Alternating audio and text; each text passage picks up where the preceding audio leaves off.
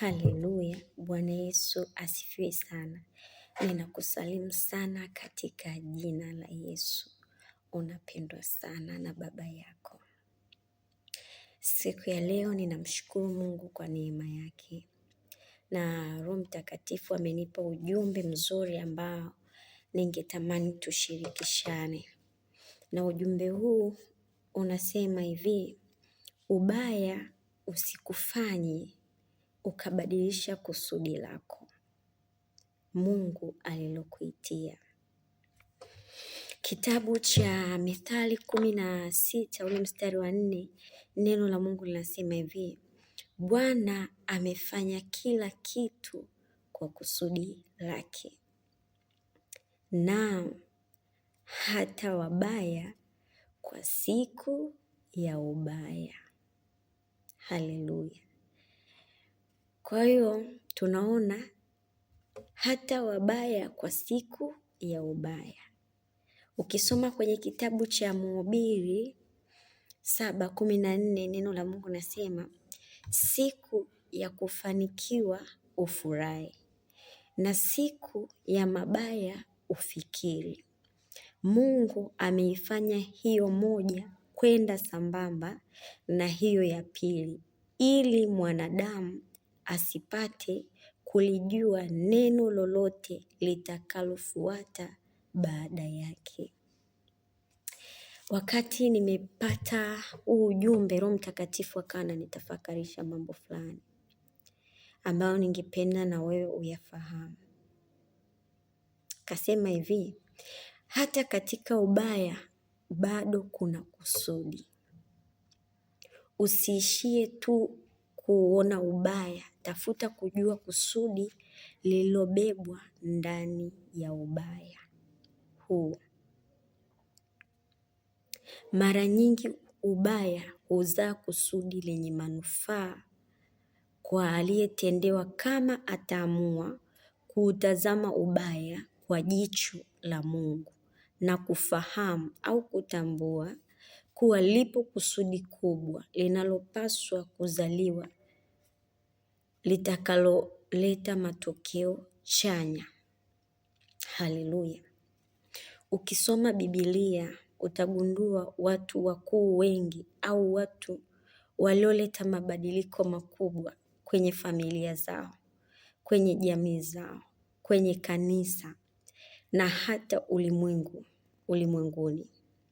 Wengi walipitishwa kwenye mazingira magumu ya kuumizwa, ya kusemwa vibaya, ya kutendewa ubaya, ya kukataliwa na kadhalika, tena na watu wa karibu yao.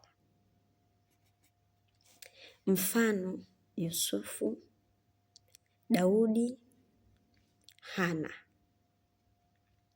Jaribu kufikiria kama Yusufu asingechukiwa na ndugu zake na kuuziwa, kama ingekuwa rahisi kufikia ndoto zake za kuwa waziri mkuu. Tunaona ubaya uliofanywa na ndugu zake Yusufu ulimsaidia Yusufu kulifikia kusudi lake, kuzifikia ndoto zake. Hii ni kwa sababu Yusufu hakutazama ule ubaya wa ndugu zake kwa jicho la kibinadamu. Aliamua kuutazama ule ubaya kwa jicho la Mungu. Akapata kuona ni nini Mungu anakitengeneza, ni nini kilichopo ndani, kilichobebwa ndani ya ule ubaya. Akapata kusikiliza maelekezo ya Mungu. Hivyo hivyo ukimtazama Hana, haikuwa rahisi kumpata Samueli kama asingesemwa na Penina. Tunaona maneno ya Penina yalimchoma Hana, yalimfanya asogee kwa Mungu kuomba. Kumbe ndani yake alikuwa amebeba nabii mkubwa. Kwa hiyo Penina alimsababisha au alikuwa kichochezi cha Hana kuzaa yale maono, kuzaa kusudi lake. Haleluya. Pia tafakari kwa habari ya Daudi na ndugu zake na maisha aliyoyaishi ya kupelekwa kuchunga kondoo. Katika kuchunga kondoo ndipo alipopata mafunzo. Yamkini waliona wanamuonea, yeye ni mdogo, ndo kazi itakayomfaa. Lakini ndani ya kuchunga kondoo ndipo Mungu alipomfundisha njia za kwenda kukalia kiti cha ufalme.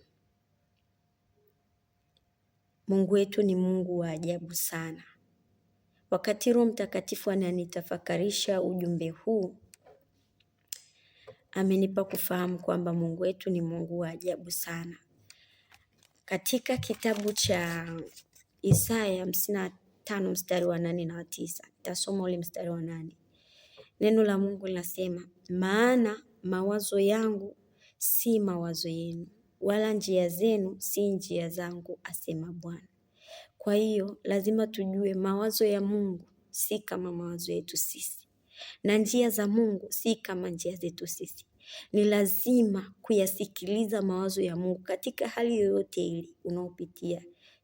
Tafuta kusikiliza mawazo ya Mungu juu ya hiyo hali. Tafuta kuona njia ya Mungu katika hiyo hali unaopitia. Haleluya.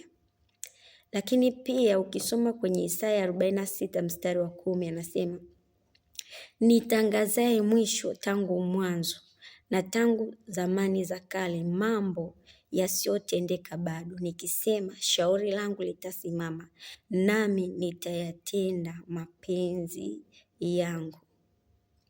Kwa hiyo mapenzi ya Mungu ni lazima yatimie kwenye maisha yako, na Mungu ndiye anajua namna yatakavyotimia. Lazima ujue. Kwa hiyo ni jukumu lako kukubali kutembea katika mapenzi ya Mungu. Mwenye jukumu la kukubali kutembea kwenye mapenzi ya Mungu ni wewe. Na kwa kumalizia, Roho Mtakatifu amenifundisha kuhusiana na hichi kisa cha Yusufu. Tunaona Yusufu pamoja na ubaya aliotendewa hakubadilisha kusudi lake aliloitiwa na Mungu. Ukisoma kitabu cha Mwanzo, ile sura ya mwisho kabisa,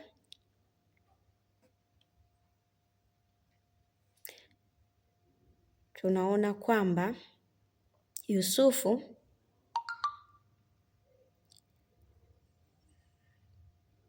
nitasoma mstari wa 10.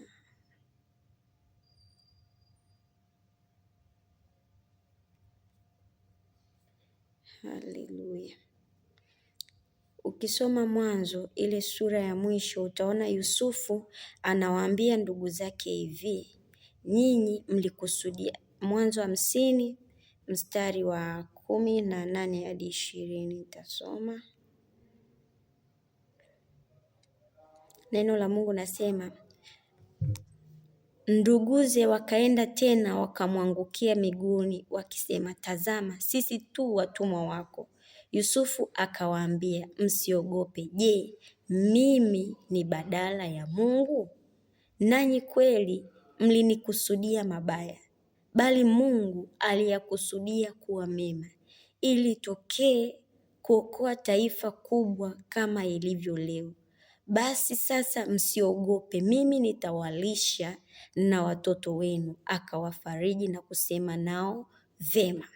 Kwa tunaona ubaya Yusufu aliotendewa na ndugu zake haukubadilisha kusudi lake, haukubadilisha moyo wake mwema. Hata baada ya yote ya kupata nafasi ile ambayo Mungu alikuwa amemwahidi, Yusufu hakujivuna. Aliwaambia, mimi siwezi kuchukua nafasi ya Mungu. Nyinyi mlikusudia mabaya, lakini Mungu alikusudia mema. Kwa hiyo akasema nao vizuri na akawalisha.